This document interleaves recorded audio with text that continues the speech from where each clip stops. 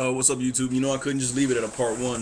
This is part two of my TNA video, my discussion on TNA talent, direction, storylines, all that. I mean, there's so many people I left out, man. I mean, let's look at Hernandez, Homicide, Eric Young, the British Invasion. Pretty much that whole group, World Elite, is amazing. Um, the main event Mafia, man. Just so much talent in TNA, man. I'm trying to think. I don't want to leave nobody at Consequences Creed and Jay Lethal. They have not been used the way they have. And you want to know why? Jay Lethal needs to drop the Macho Man Randy Savage act. Macho Man Randy Savage, one of my favorites of all time, but it's old. That's it. It's over. That guy is so talented that if he would just adopt his own moniker, his own persona, he'd be used. Consequences Creed, another one who's amazing. Um, who else, man? Who else they got? But like I said, Hernandez, that's another big man. Matt Morgan, that is the future of big men wrestling, bro. After last night's match with Kurt Angle, get out of here. WWE ain't got nobody. WWE has no one to go with Matt Morgan. Nobody. Name me someone. Don't say the Big Show because I will laugh, throw up, and then laugh again. All right, Matt Morgan is the premier big man in the sport today. Um, I mean, just so much talent, bro. So much talent in TNA, and I think the reason that there's so much talent in TNA and so little talent in WWE is because WWE has 3 shows.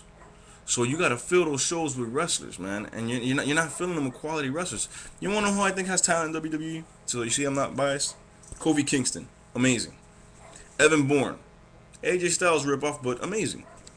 Uh, Triple H is the man. I don't care. Oh, he's married to the boss. Don't matter. Whatever. You got the advantage. Use it. But talent-wise, mat wrestling, just pure ability. Triple H is amazing. Shawn Michaels can still go at his age. Amazing. The Undertaker. He needs to stop the whole disappear every 3 months thing, but he's amazing. Chris Jericho. I can't stand him, but he's got talent.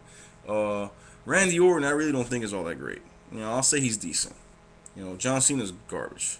I'm just talking talent wise. I'm talking wrestling wise.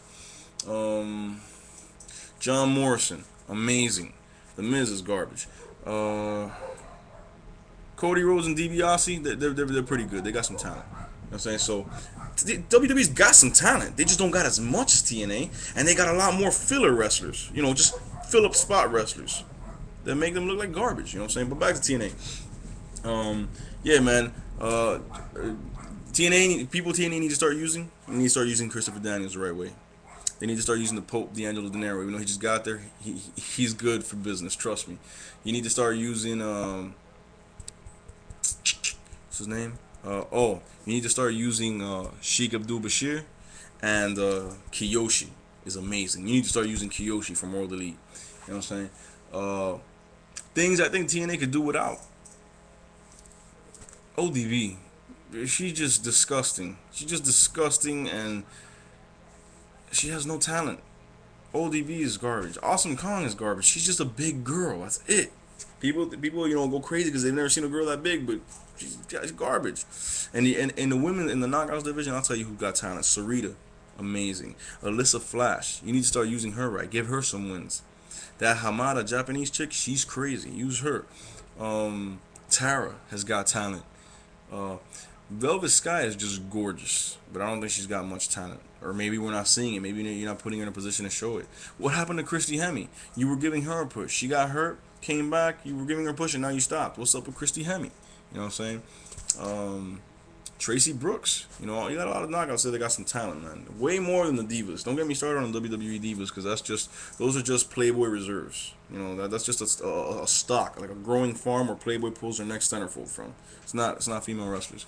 And the direction the TNA is going, I think they're going in a very solid direction, especially post Bound for Glory '09. You got AJ Styles, the phenomenal one, as a champion. You already see the advertisements and the poster and stuff like that for Turning Point or whatever the next pay-per-view is. Forgot the name of the next pay-per-view, but it's about him. His face is on the pay-per-view. This is the champion. This is the new direction we're going in. Good. Abyss getting the win over Mick Foley. Abyss is the premier hardcore wrestler in the sport today. He's the next generation of hardcore. He's awesome. You're going in a good direction with him. Matt Morgan, that is the premier big man in the sport today. You cannot, like I said, nowhere, anywhere is there anyone who can match up with that guy in any other promotion. And he's young, and he's true blue TNA. That's awesome. I think those three That's a deadly combination in those three for the future of TNA. And like I said, people like Christopher Daniels, Homicide, Hernandez, Eric Young, pretty much the whole World Elite faction. Um, you know, you can do some stuff with Booker T and Steiner. They got so many options, so many weapons, such good talent in TNA. I'm trying to not leave anybody out, but I'm sure I will. Basically, man, I just think TNA has better talent than the competition, and the direction that they're going in with Styles as the world champion, Abyss as the premier hardcore wrestler, Matt Morgan as the premier big man, which is going to get more title shots, Kurt Angle as the greatest wrestler alive today, Matt Technician alive today, is firmly there. Just amazing, man. Bobby Lashley, Samoa Joe, everybody. I mean, TNA's got the talent. TNA's got the talent, and the storylines are great. I want to see a gang war.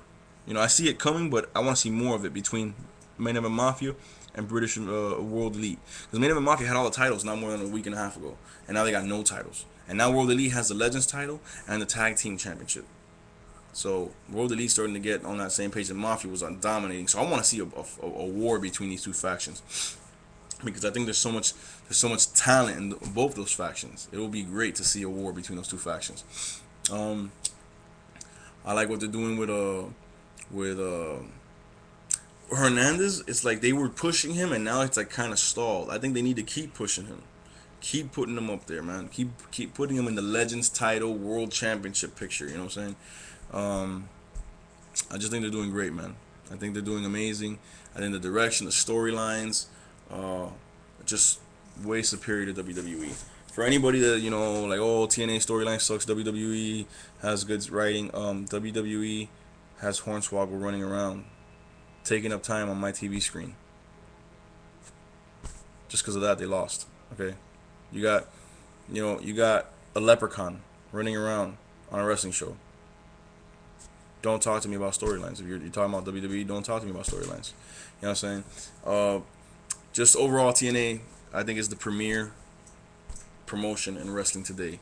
It is the place to go, the place to watch, the place to support if you want real wrestling, man. Real quality wrestling, real quality storylines. You know what I'm saying? I mean, yesterday I was on I think it was on WrestleZone.com, and I was reading reactions from people who went to Bound for Glory last night. One dude said that this was painful for him to admit, but he was a longtime WWE fan. He's been a WWE fan since WrestleMania 5. And he's been to more than 25 live WWE events, including WrestleMania 15, I think it was, and SummerSlam and all this crap. And he said that Bound for Glory '09, as hard as it is to admit, was the greatest pay-per-view event he's ever been to.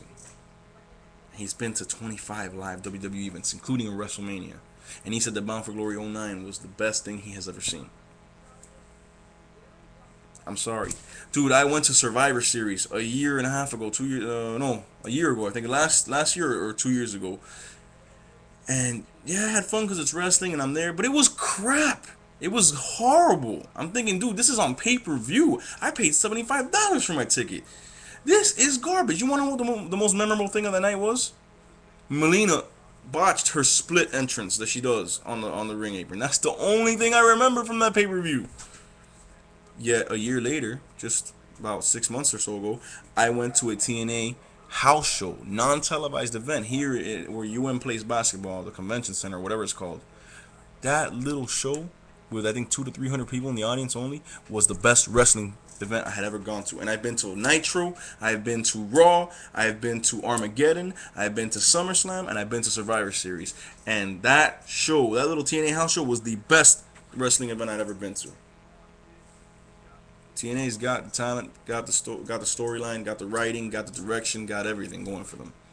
They just need to put it together more and more every week, and hopefully we can get another show. Hopefully we get a Thursday night Impact, and we should get like a Monday night, whatever, to compete with Raw, or maybe a Tuesday night, compete with ECW and take them out. Anyway, that's my thoughts on the whole thing. Like I said, this is part 2 of the video. I want some comments, some discussions. Comment, respect opinions, man. I respect everyone's opinion. I respect WWE fans' opinions and all that. Don't come at me with no hate and none of that garbage, because I just will not respond. Or if I respond, I'll eat you alive. But come, come respectful with your opinions, your thoughts, your comments. Let's have a discussion. All right. God bless y'all. Watch wrestling.